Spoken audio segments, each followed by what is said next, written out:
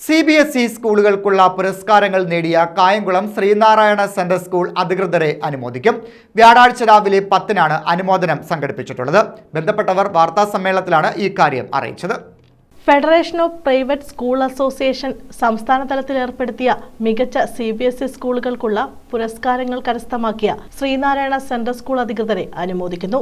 വ്യാഴാഴ്ച രാവിലെ 10-ന് അനുമോദനം സംഘടിപ്പിക്കുമെന്ന് ബന്ധപ്പെട്ടവർ വാർത്താസമ്മേളനത്തിൽ അറിയിച്ചു.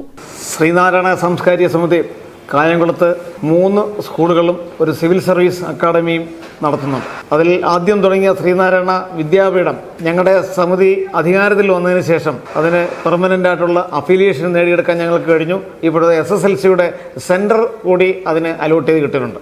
അപ്പോൾ അതിൻ്റെ സന്തോഷത്തിലാണ് ഞങ്ങൾ.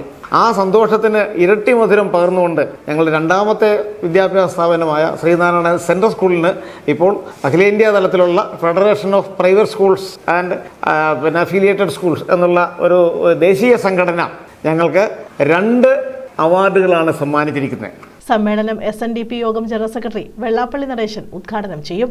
SN ട്രസ്റ്റ് ബോർഡ് അംഗം പ്രീതി നടേശൻ ഭദ്രദീപ പ്രകാശനം നിർവഹിക്കും. CPM ജില്ലാ സെക്രട്ടറി R നാസർ മുഖ്യപ്രഭാഷണം നടത്തും.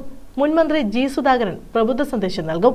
ഭാരവാഹികളായ doctor P Padmakumar, Palliyambil Sreekumar, professor T M Sukumarababu, S Narayanadas, C Bhadran എന്നിവർ വാർത്താ സമ്മേളനത്തിൽ പങ്കെടുത്തു.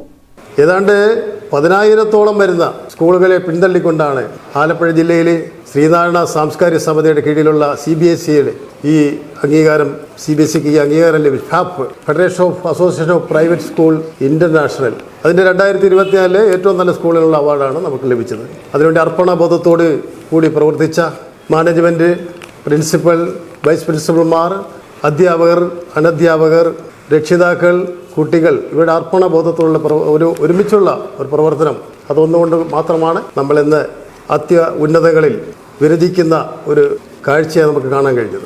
News bureau, Kayamkulam.